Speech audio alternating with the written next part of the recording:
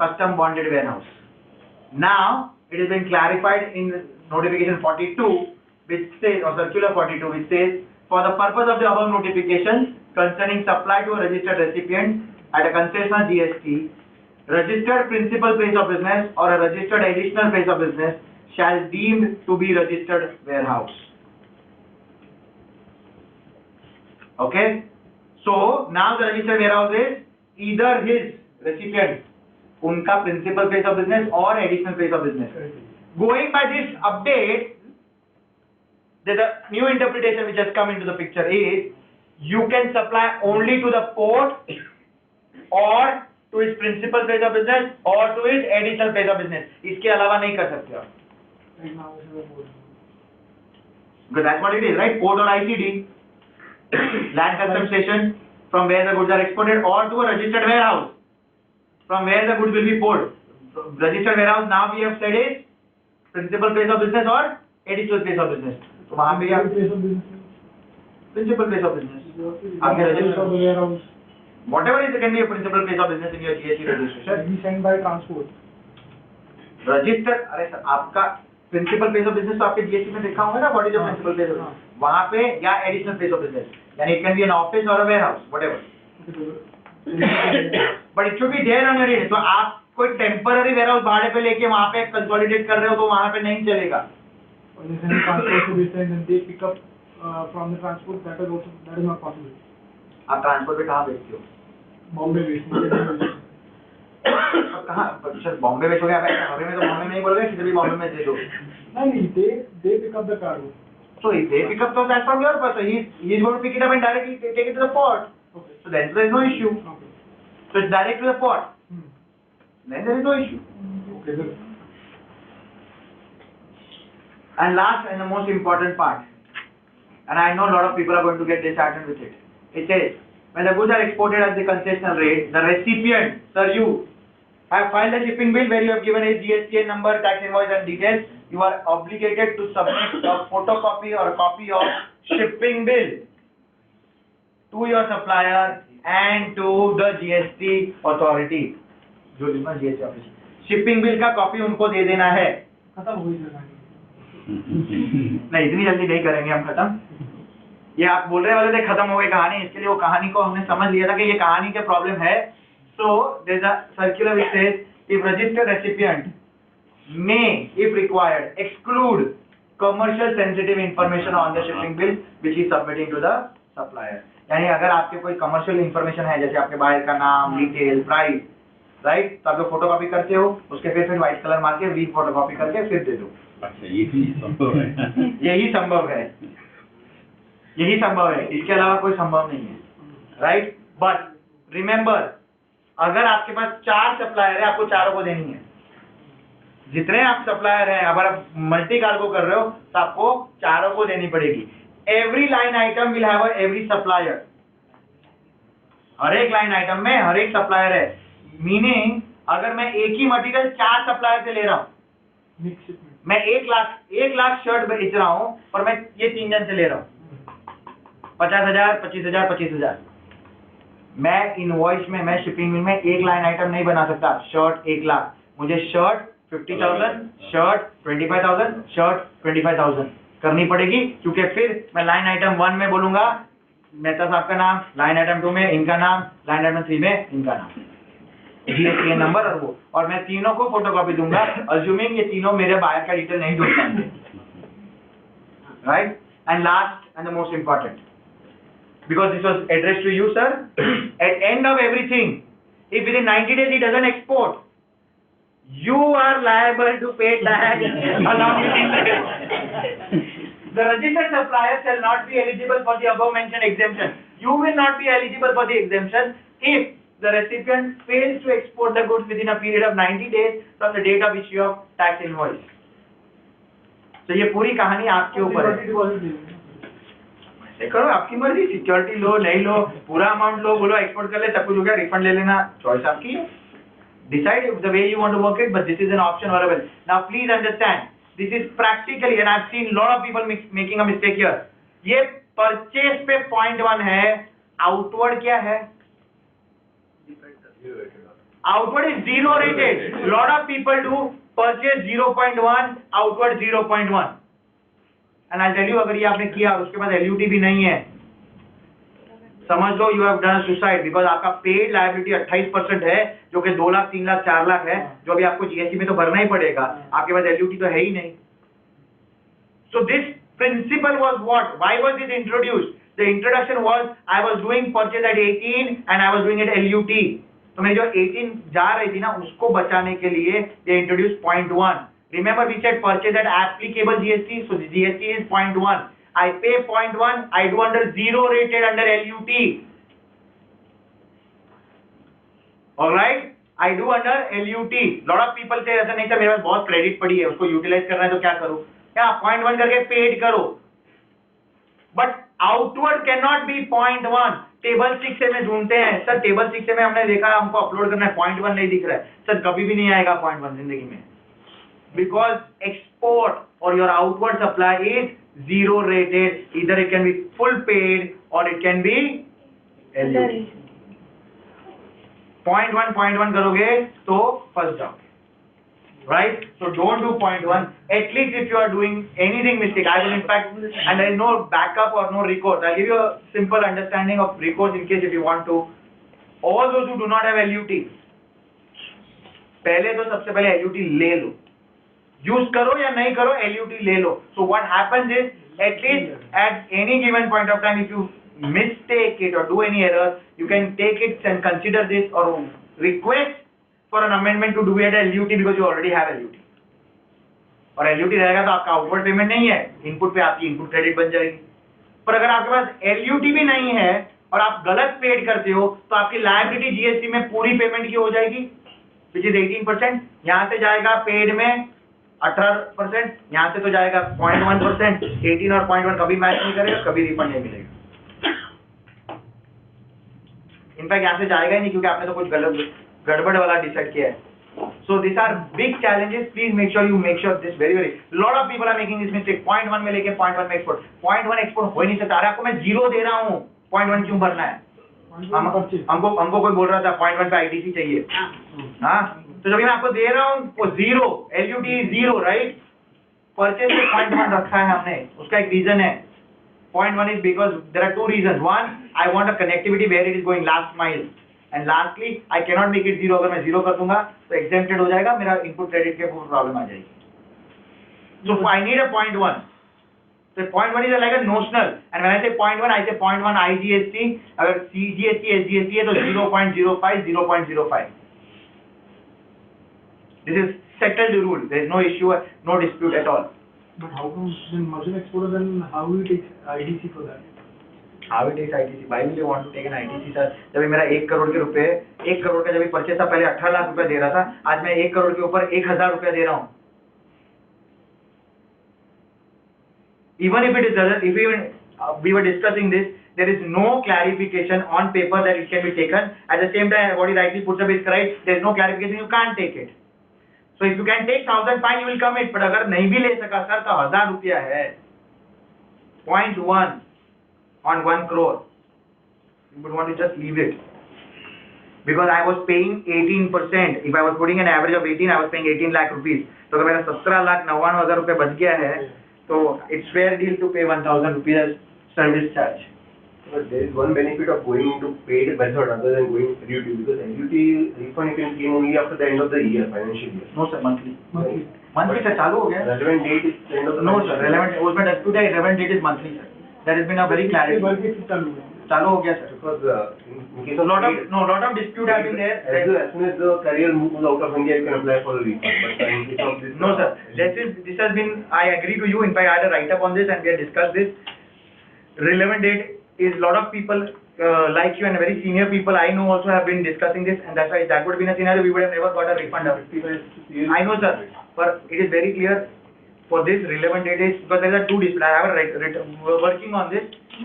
Relevant date, I'll tell you where it is. There's a dispute. Here it talks about relevant date, where it talks about relevant period. There's a difference here. And relevant period is your taxable period, which is 1 month. And that's why if you see the RFD 01A, which has been activated, is on monthly basis. But it has. This has been a dispute and this has been a argument. अगर ये होता तो कभी कोई tension ही नहीं होती, तो मैं आपको बोलता you are not eligible only. The simple one liner would have come. Why we are recommending our clients to go for paid basis so that immediately you can claim refund. Why? See, sorry, no, I'll tell you what. So a lot of people come and ask us, understanding us, कि what is the better off? Is it paid or LUT? I'll give you simple. If you are a domestic 50-50 or 60-40, domestic 60 is done, तो LUT में करना चाहिए. Because it makes sense. LUT में कर लो, no refund, tension नहीं. If you are doing more exports or 100% export, what will you do? Then the choice or depends on you is, because if I am doing 100 rupees of purchase, I am exporting at 110. So remember, 100 के ऊपर की 18% जो GST आपने भरी दी है, तो 10 रुपए के ऊपर 1 रुपया 80 पैसा भर के पूरा refund लेना is much easier. But if I am doing 100 and I am exporting at 200, then my money goes more. 18 और 18 36 रुपया भरना है, which is not very easy. So then you may go for LUT. So it all depends upon it. Lot of people, one of the session people had asked and I said, sir, can I do LUT and paid? I said, yes, you can. एक महीना LUT, दूसरा महीना paid, एक महीना LUT, दूसरा महीना paid. पर एक महीने करना, it is allowed every single day also. एक shipping bill, एक option है. But don't do in a month LUT paid, LUT paid, LUT paid, LUT paid. ये है ना, सब गड़बड़ हो जाएगी. आपका return filing में will make mess of it. So you want to accumulate your ITC, do a month of LUT. आपके ITC accumulate हो गए, आपको मालूम पड़ गया 5 लाख है. In fact, lot of people what they do is ITC LUT में निकाल दी, अभी मालूम पड़ गई मेरी एक महीने की 5 या 6 लाख की ITC है. एक ट्रांजैक्शन मालूम है या 2 ट्रांजैक्शन मालूम है, which is a very high value transaction, वो पेड में करके वापस LUT में जमा कर दो. फिर वापस 2 ट्रांजैक्शन LUT में कर, पेड में करके कर. So the choice is between you have to decide it based on your transaction. What is your liability, how much you have, how much you want to pay more. Maybe what happened is in one of the months you have lot of purchases. तुमने बहुत purchase कर लिया है. Factually, export नहीं, export एक ही है, domestic में cell नहीं है, घर पे माल पड़ा है. तो ये मैंने मालूम है कि मेरे जेब से तो कुछ जाने नहीं वाला है, और एक्सपोर्ट है तो आप पेड करके रिफंड के लिए चले जाओ. मे बी नेक्स्ट मंथ जब आप सप्लाई करोगे तब तक आपको शायद लोकल से भी पेमेंट आ जाएगा, बायर से भी पेमेंट आ जाएगा. That time you will pay and then you will get money from your domestic. So going paid the GST and then. Yes sir, you had a question. Both for paid and LUT, the refund period is 1 month. Right? Sorry. Monthly. The refund will be given to us in 1 month, right? After 1 month, after we have. No sir, as I discussed, right, as we thought, actually the refund for LUT is 3B3, GSTR 3. It is temporarily that you have been accorded a manual process. So right now the manual process is you have to do 3B and 6A. Right? So 3B and 6A will only be done by 20th of next month. आप पहले कर लो तो पहले भी apply कर दो. Example, आज आपने जुलाई, अगस्त, सितंबर, अक्टूबर का कर दिया, नवंबर का 3B आज फाइल कर दो, आप नवंबर का रिफंड अभी भी फाइल कर सकते हो. And for paid one? Paid one, it is only 3B because until you file 3B and table 6A. So आप 3B जब भी फाइल करोगे तभी आपने लायबिलिटी, फिर ही आप 6A फाइल करोगे. So again, if you file 3B today, आपने पैसा भर दिया, 6A tomorrow, then your refund will start from tomorrow. There is no time. In fact, the whole concept in when you do paid GST, the concept of match होगा, तुरंत पैसा मिल जाएगा. You have to be very cautious with the shipping. Obviously, that's the reason people have not got refunds. Otherwise, so we would have not done any of those training programs. So People what are. about if we imported? Huh? In case I have a lot of purchases, cash credit. No sir, import is RCM, you have to pay. There is no choice. Import के time पे आपको पे करना है, it will become your input credit. तो आपका और purchase के में और input credit ऐड हो जाएगा. Yes. So like he was a merchant exporter. So in case he gets the manufacturer to get his goods in job book, done as a job book, and then sells him, can he do that? Right. So what I understand is he is getting his manufactured here. He gets his job work from done here. No, he is getting his job book from the manufacturer. Let's not assume him to be a service exporter, like the merchant exporter. If he gets his job work from here, the good job work from here, can Okay. he take No, it? he can't. I'll tell you why. The reason being, it says it is available when he supplies taxable goods. When he's doing a job work, he is not issuing a taxable goods invoice. He is issuing a service invoice of job work at 18% GST. He is not issuing a taxable goods ka invoice.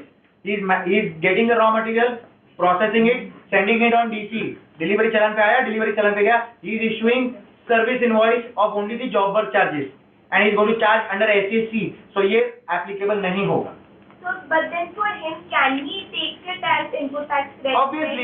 Obviously, that means it is his normal supply.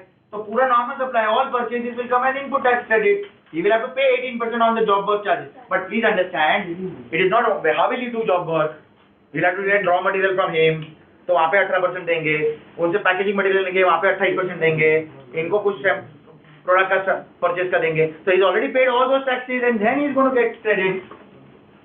So it is not that as it looks like. Cost will be distributed. That's the only difference. This is only available for taxable goods which you're going to buy. When he's not billing me taxable goods, the question doesn't arise only. So also, point 1 mein, don't ask your CHA to create point 1. CHA cannot give you at point 1 because he is offering service. It is only for goods which you buy and. So can we claim refund both under paid and inverted tax structure? So paid and inverted tax. So we are exporter and our input is 18% and output is 5%. हाँ. So थोड़ा बहुत तो paid में claim हो जाएगा, but उसमें पूरा claim नहीं हो पाएगा. तो I think yes, there is no problem. There is no problem because inverted tax structure is a, so what will happen is पहले आपका पेड का आप रिफंड जो करोगे वो निकल जाएगा, उसके बाद जो बैलेंस बचेगा उसका वर्किंग होगा कि आपका इन्वर्टेड स्ट्रक्चर में बच रहा है तो मिल जाएगा. I don't think so there is a problem because inverted tax structure except for textile technical textile and real estate.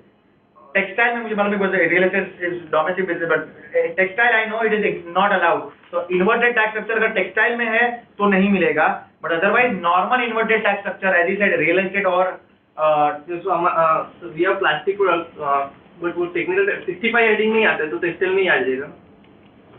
49 to textile is only that to man-made fabrics.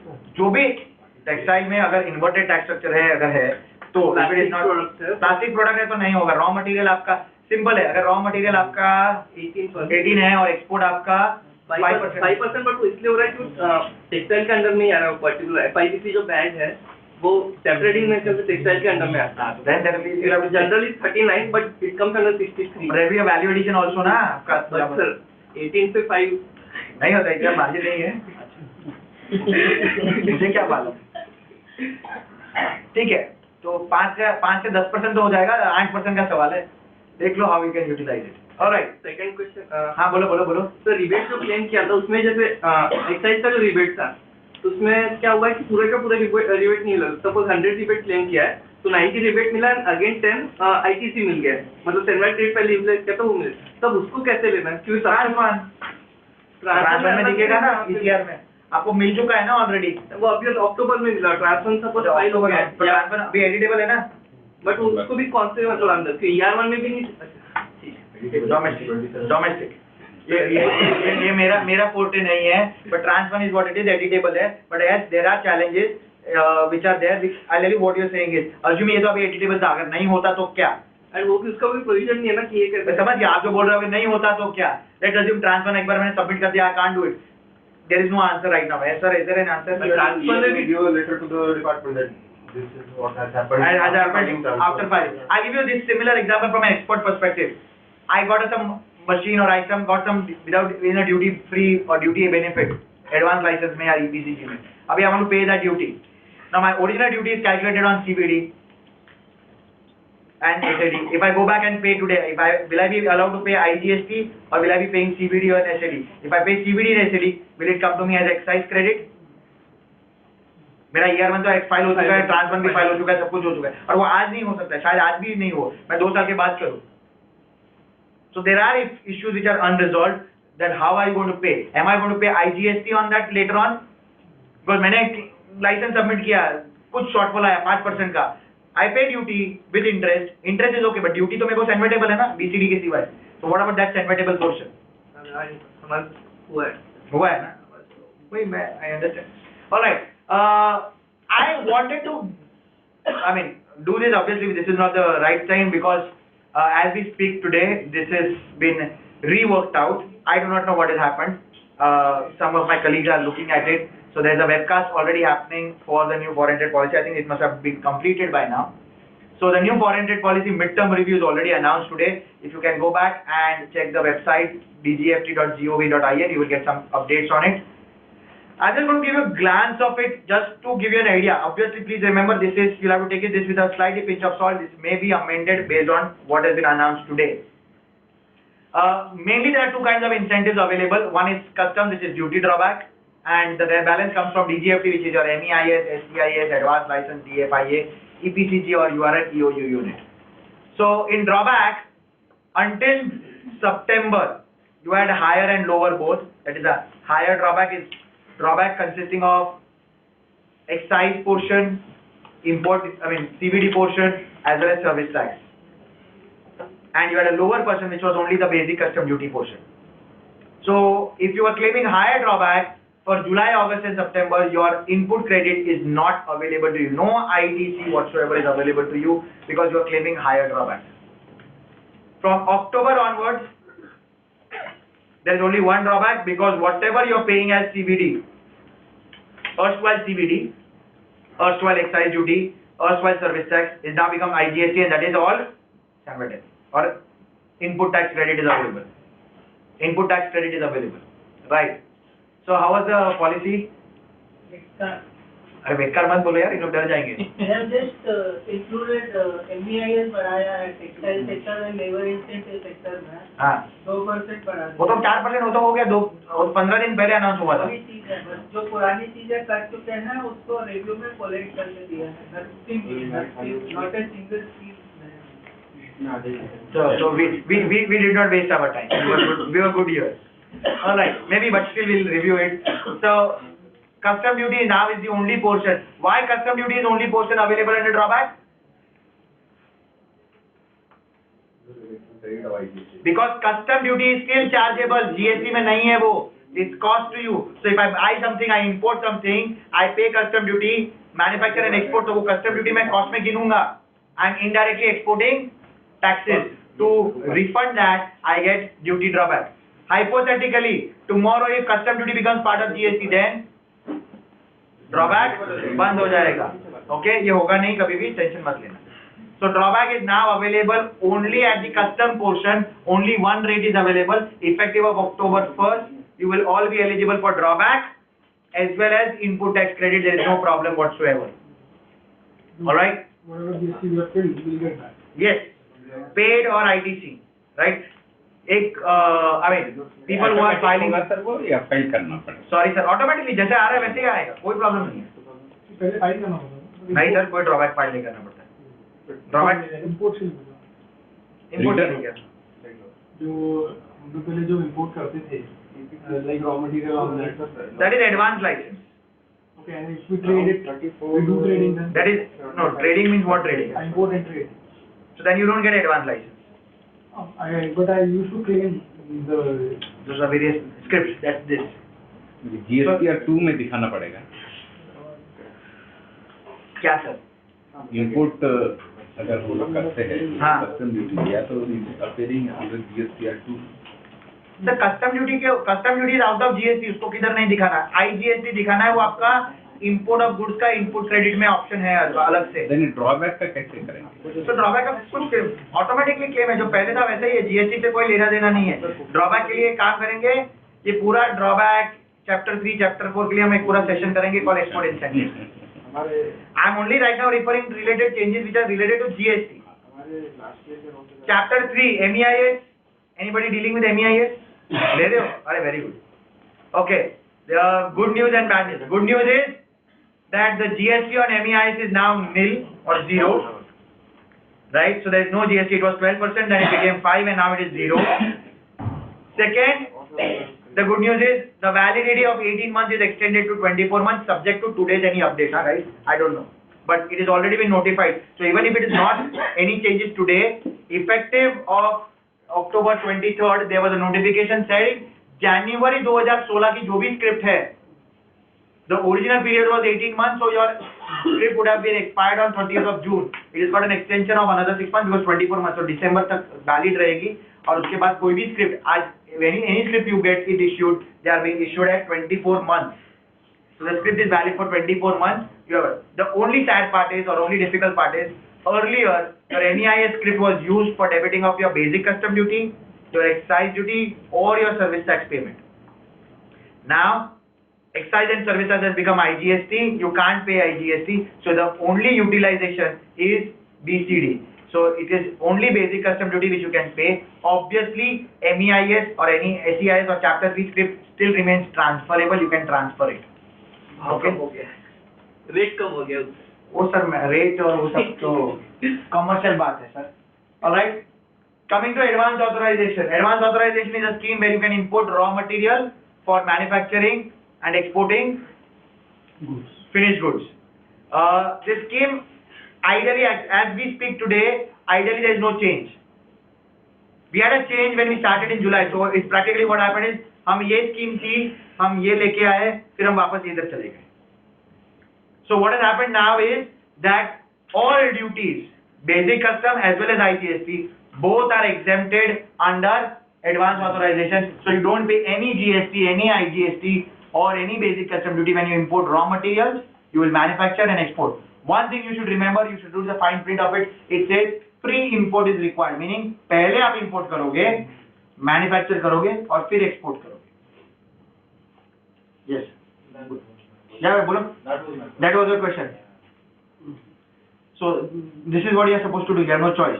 So if you have stock and you're doing on an EODC base, you cannot. You still allowed, but basic custom duty exemption रहेगा. फिर आपको IGST भरना और input tax credit लेना पड़ेगा. Right? If you pay in total around a particular amount of 2 lakhs or 3 lakhs, and I export in ratio of that. ऐसा कोई option नहीं है sir. Advance authorization works on a value and a quantity licence. जितना quantity आप लाओगे wastage के minus करके उतना आपको क्वांटिटी एक्सपोर्ट करना है. 100 रुपए का अगर लाओगे तो 115 करना है. There's a fixed nexus of That comes in case it goes in the. So there's a nexus between each. What if the comes in dozen? तो per dozen जितना कंजम्पशन है उसको आपको रेशियो फॉर्मूला है. रेसिपी होती है ना sir खाने की, वैसे रेसिपी है. Yes, no, not in the shipping. It is part of it. It's part of the application. Excess export हो गया तो ये बाद में एडवांस ऑथराइजेशन सेम लाइसेंस में फिर विदाउट आईजीएसटी का नहीं एक्सेस होगा तो आपको नहीं एक्सेस होगा तो आपको आईजीएसटी भर देने की और आईजीएसटी के क्रेडिट ले लो. That is still allowed. Credit refund नहीं क्रेडिट क्यों आईटीसी में जाएगा ना. Alright, EPCG is the same. It is gone back to the old scheme. You can again import capital goods without any payment of GST, not even IGST. Now both this amendment is ideally decided, or it has been mentioned, it is only till 31st of March. So don't consider it as a long term. It is going to be until 31st of March, and your duty, or I mean your export obligation, which is 6 times of duty, will now be calculated on the total sum. EOU we've already decided in this because EOU earlier was only exempted of basic custom duty. Now EOU is also exempted for import, IGST, as well as it is going to be considered as deemed export supply. How many of you are doing factory stuffing?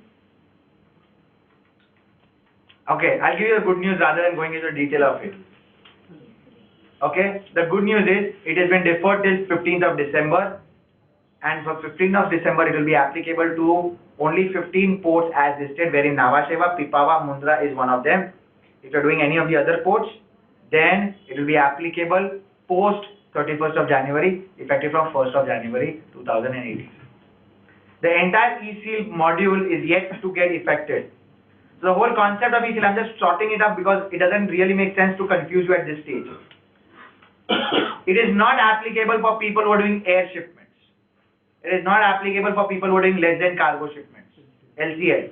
It is not applicable for people who send their cargo by truck to the port, to the CFS and fill the container there. Okay, ये सबके लिए नहीं है. आप लोग खड़े होके जाना मत. So it is only applicable for people who are doing factory stuffing full container in their factory, in their premises, in their manufacturer's premises, and sealing it. Both. So the whole concept was, in pre-GST regime, there were two options. One, which was called self-sealing, that is you yourself are sealing it, locking it and sending the cargo. It was allowed only for a manufacturer exporter for their exports. The second permission, which was called FSP, or factory stuffing permission, or what is called a supervised sealing, where a superintendent of excise would come, he would lock, seal, stamp, sign it, and go. The whole purpose is this should be stopped. This supervised sealing is to be removed, this to be stopped, this is the intention. Everybody, whoever wants it, will be allowed to be given a self-sealing. This is the intention of the entire process. To make it more robust, make it more secured, e-seal, or what is called as RFID e-seal, radio frequency, right? E-seal is been asked to be used. So when you will use this seal, you will record certain information before you lock it. Your IC number, your shipping bill number, your date, your e-seal number, your time of sealing, your date of sealing, which port it is going to, trailer number and container number. So ये पूरी details you will lock it up, upload it on the system and lock it, submit it. Once submitted, once locked, lock for life. It can't be opened, it can't be changed. Okay, so this is the intention with which they have come up with. Unfortunately, there are issues related to vendors, there are issues related to infrastructure like readers at the port. Lot of dates have been kept on shifting and pushing over. We have all the list of details and circulars in your notes. Four vendors of e-seal have been registered or have been notified by the government. The list is there in your notes.